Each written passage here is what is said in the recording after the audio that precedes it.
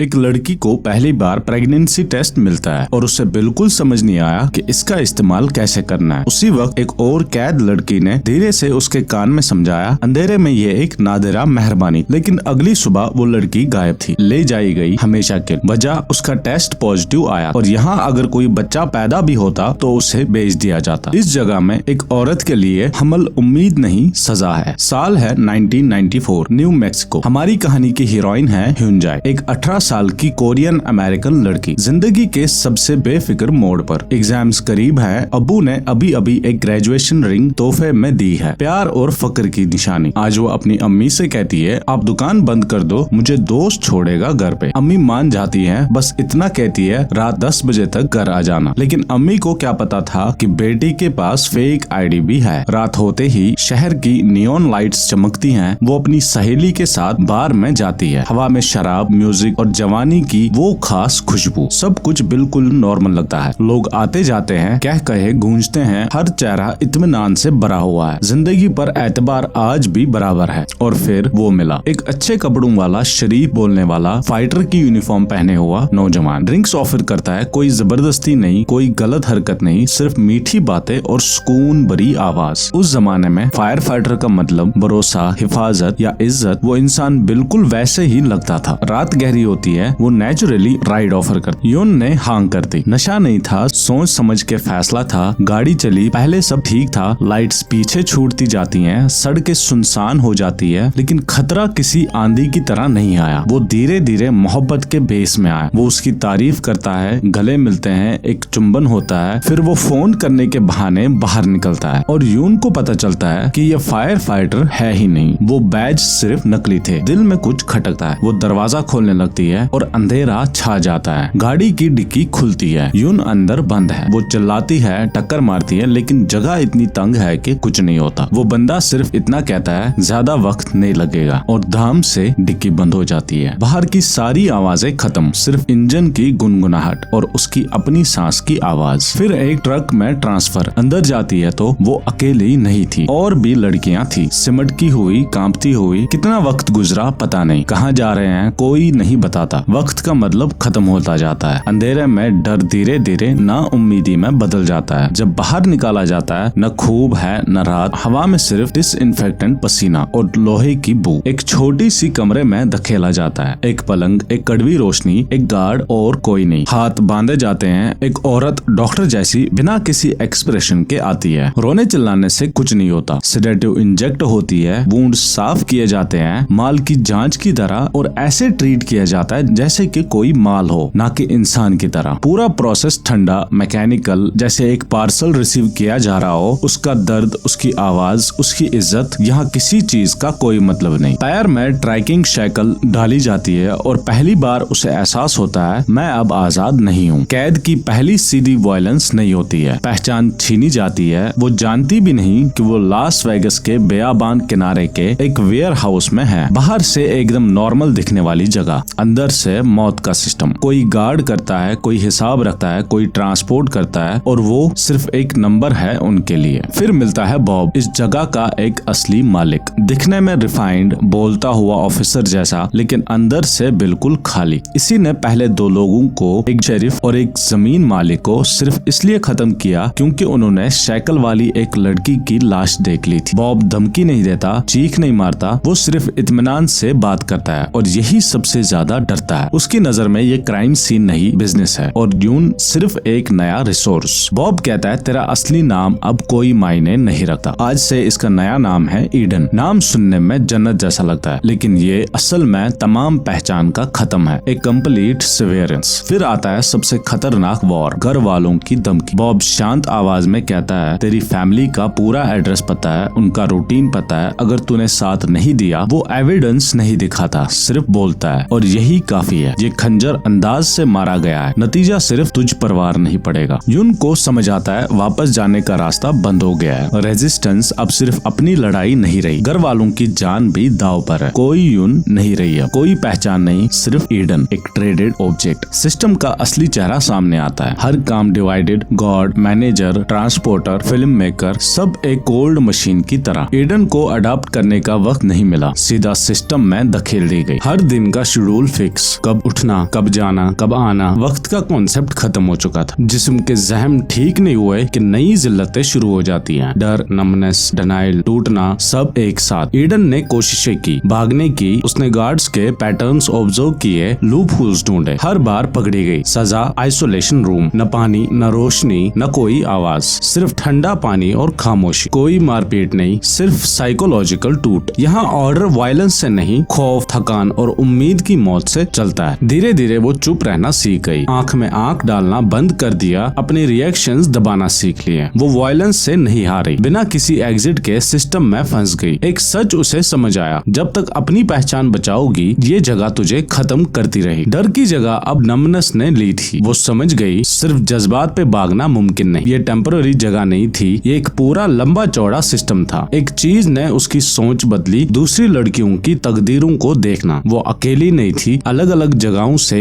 आई लड़कियां, सब एक ही दलदल में, बातें कम, आंखों में सब कुछ। इन्हीं में थी प्रिसिला, ईडन की एक नाजुक लेकिन सच्ची दोस्त, कैद में बनी दोस्ती। एक दिन प्रिसिला ने हैरान होकर कहा, तू तो 19 साल की हो गई, यहाँ बड़ी उम्र वाली लड़कियों के साथ बुरा होता है। कुछ ही वक्त बाद प्रिसिला भी गायब हो गई। सब ने सोचा रूटीन ट्रांसफर है, लेकिन सच ये था प्रिसिला हामिला थी, और यहाँ हमल हिफाजत नहीं देता और गहरा गड्ढा खोदता है। प्रिसिला की गायब होने ने ईडन को पहली बार सोचने पर मजबूर किया, अगर मैं ऐसे ही चुप रही मेरा अंजाम और बुरा होगा। तब उसने अपना सर्वाइवल का तरीका बदला। ये कोई फिल्मी रिबेलियन नहीं थी, कोई हीरो वाला मोमेंट नहीं, ये था एक छुपा हुआ खुद से गद्दारी जैसा एडजस्टमेंट। उसने सिस्टम को ऑब्जर्व करना शुरू किया, कौन रिकॉर्ड्स रखता है, कौन चाबियां रखता है, कौन गाफिल हो जाता है। उसने जाना सिस्टम जालिम जरूर है, लेकिन बिल्कुल क्योटिक नहीं, ये लोगों और भरोसे पर चलता है। फिर एक दिन उसने देखा वॉन के करीब रहने वाली लाना ने उसकी अब्बू की दी हुई ग्रेजुएशन रिंग पहनी हुई है। ईडन का खून खोल गया, लेकिन वॉन के आदमियों ने उसे रोका और उसे रिंग निगलने पर मजबूर किया। गला जला, दर्द हुआ, लेकिन वो टूटी नहीं, बल्कि उसने वॉन को ऑफर किया कि वो उसके अकाउंट्स मैनेज कर सकती है। वॉन स्केप्टिकल था, लेकिन उसे ईडन की जहानत दिखी और उसने हाँ कर दी। एक पार्टी में ईडन ने पेमेंट्स कलेक्ट किए, वॉन ने उसकी एक्स्ट्रा वैल्यू पहचानी। आहिस्ता आहिस्ता फोन सुनना, अकाउंट्स देखना, ये काम उसे एक कमजोर लेकिन सच्ची सेफ्टी दे रहा था। वो अच्छी परफॉर्म करती रही, उन्हें खुश करने के लिए, बल्कि डिस्कार्ड होने का रिस्क कम करने के लिए। धीरे धीरे उसने लाना की जगह ले ली, वॉन की खास तौर पर। अब वो क्लाइंट्स से नहीं मिलती थी। उसने सिस्टम का दूसरा चेहरा देखा, ठंडा लेकिन हाईली ऑर्गेनाइज्ड, और असली ताकत पर्दे के पीछे बैठे लोग जो सिर्फ मुनाफा गिनते हैं। लेकिन ये तरक्की कोई इज्जत नहीं लाई, ये एक साइकोलॉजिकल जाल था। ईडन का दिल फटा था, मैं इनसे नफरत करती हूँ, लेकिन इनके साथ काम करना पड़ रहा है, कोई चॉइस नहीं थी। अगर वो सेफर पोजीशन के लिए नहीं लड़ी, प्रिसिला की तरह ले जाई जाती। ये जगह खुद के लिए नहीं थी, बल्कि अभी तक नजर आने वाले मौके का इंतजार था। कुछ वक्त बाद वो स्टेबल नजर आने वाला सिस्टम दरार दिखाने लगा, और ये दरार बॉब में शुरू हुई। वो हमेशा कंपोज रहता था, लेकिन अब फंड्स फ्लो में गड़बड़ी, ज्यादा brutal decisions, system clean house करने लगा, लोग बिना वजह के गायब होने लगे, और ये दूसरों के लिए वार्निंग और ईडन के लिए सिग्नल थी। बॉब पर शक होने लगा। एक डिटेक्टिव ने पूछा कि जीपीएस ने उसे एक लापता डेप्यूटी के आखिरी जगह पर क्यों दिखाया। फिर असल मोड़ आया, बॉब और वॉन का तसादुम पब्लिक हो गया।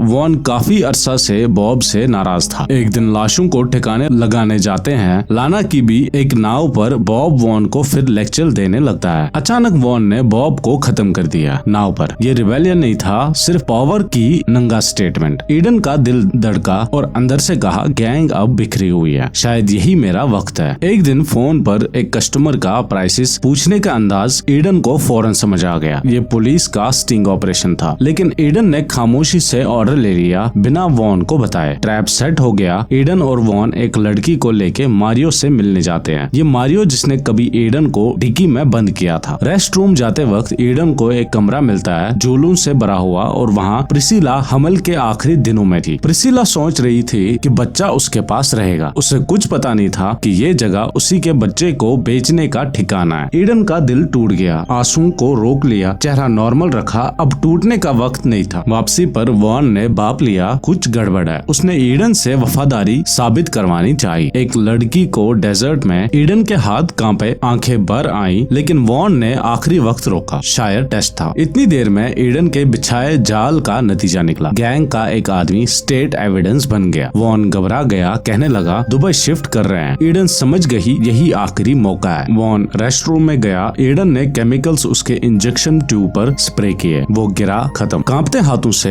एंकल मॉनिटर काटा, कैश और माल उठाया, सीधा मारियो की घर की तरफ। मारियो इस पूरे कारोबार का सबसे गंदा लेकिन अनदेखा लिंक। वही शुरू वही खत्म। कोई हथियार नहीं, कोई बैकअप नहीं, कोई प्लान भी नहीं, सिर्फ सिस्टम का अंदर सीखा हुआ सबक। ईडन को मारियो की आदत पता थी, लालची, घमंड वाला और ईडन को कमजोर समझने वाला। यही उसकी गलती थी। ईडन ने मारियो के सामने बिल्कुल शांत होके कदम रखा, न गुस्सा न घबरा। उसने पैसा ऑफर किया प्रिसिला की आजादी के लिए। मारियो ने इनकार किया, लेकिन ईडन की कंपोजर देख के वो कमजोर पड़ गया। उसी लम्हे ईडन ने केमिकल से मारियो को बेहोश कर दिया। एक भी फालतू हरकत नहीं, एक पल का शक भी मौत का मतलब था, और ईडन जानती थी ये। प्रिसिला मिली। ईडन ने दिल थाम के बताया, बच्चा भेज दिया गया। कोई वक्त नहीं रोए धोए का। ईडन ने हाथ थामा और बोला, हम अभी जा रहे हैं। वो निकली। रात गहरी, सड़कें सुनसान, न डायरेक्शन न श्योरिटी, सिर्फ आगे बढ़ना है। ईडन चलती रही जब तक एक पब्लिक पे फोन नजर आया। एक बिल्कुल आम सा फोन, लेकिन पूरी फिल्म का सबसे अहम सिंबल। ईडन का हाथ कांप रहा था। काफी अरसा हो गया था यून की तरह बोलने से। उसे नहीं पता था कि उसकी आवाज पहचानी भी जाएगी या नहीं। डायल करते वक्त हाथ रुक गया, जैसे आखिरी डिजिट दबाना सब कुछ तोड़ देगा। कॉल लगी और फिर अम्मी की आवाज। कोई बैकग्राउंड म्यूजिक नहीं, कोई बड़ा ड्रामेटिक सीन नहीं, सिर्फ एक धीमी कांपती सी आवाज में अम्मी। अम्मी की आवाज सुन के वो फिर से ईडन नहीं रही। नंबर्ड, रिकॉर्डेड, ट्रेडेड ऑब्जेक्ट नहीं रही। वो फिर से एक इंसान थी, घर वाली, चाही जाने वाली। सिर्फ एक अम्मी की आवाज बार बार पुकारती, यूनजी। लेकिन ऑडियंस जानता है ये खत्म नहीं हुआ। ये दुनिया से वापस जुड़ने की शुरुआत थी। फिल्म ने कोर्ट नहीं दिखाया, जस्टिस नहीं दिखाई, क्योंकि ये कहानी मुजरिमों को सजा के बारे में नहीं थी। ये कहानी थी एक इंसान के बारे में जो सब कुछ छिन जाने के बाद भी वापस दुनिया में कदम रखने की हिम्मत जमाता है। यूनजे ने जहन्नुम को नहीं जीता, वो सिर्फ जिंदा बाहर आई, और यही सबसे ब्रूटल और सच में सबसे बड़ा फतेह था। ये फिल्म एक सच्ची कहानी पर बेस्ड है। हमारे ही मुआशरे में कानून और तहजीब के पर्दे के पीछे स्ट्रक्चरल करप्शन और कमजोरों का इस्तेमाल अभी भी होता है, आज भी। ये फील गुड मूवी नहीं है, ये वो फिल्म है जो देख के अंदर कुछ देर के लिए खामोशी छा जाती है। एक मासूम लड़की से जुल्म की शिकार और फिर अपनी अकल से आजादी छीनने वाली औरत। यूनजे का सफर दिल तोड़कर भी दिल में घुसता है। ये बताता है इस दुनिया में सच्ची जिंदगियां बेची जाती है और मदद की चीखें हमेशा के लिए खामोश कर दी जाती है। लेकिन ये भी बताता है जब तक इंसान खुद से नहीं हारता, कोई कफस मुकम्मल नहीं होता। कुछ जगहों के नाम ईडन होते हैं, लेकिन वहाँ फूल नहीं जख्म उगते हैं। आजादी की कदर करो, अपने इर्द गिर्द के अंधेरे से गाफिल मत रहो। यही इस फिल्म का असली पैगाम है। इंसानी फितरत में बुराई कितनी भी खतरनाक हो, हिम्मत हमेशा अमर रहती है, और चाहे हालात कितने भी मुश्किल लगे, उम्मीद की वो एक किल्क जरूर पकड़ो। सच्ची रोशनी अंधेरों को बुलाने में नहीं, उन्हें साफ देख के पीछे मुड़े बगैर भाग जाने में है। और सच्ची आजादी कभी किसी के बचाए जाने से नहीं आती, वो आती है उस लम्हे से जब तुम अपना सर झुकाना बंद कर देते हो। ईडन एक सच्ची कहानी, एक ऐसा दर्द जो भूलना मुश्किल है। उम्मीद करते हैं आपको ये कहानी पसंद आई होगी।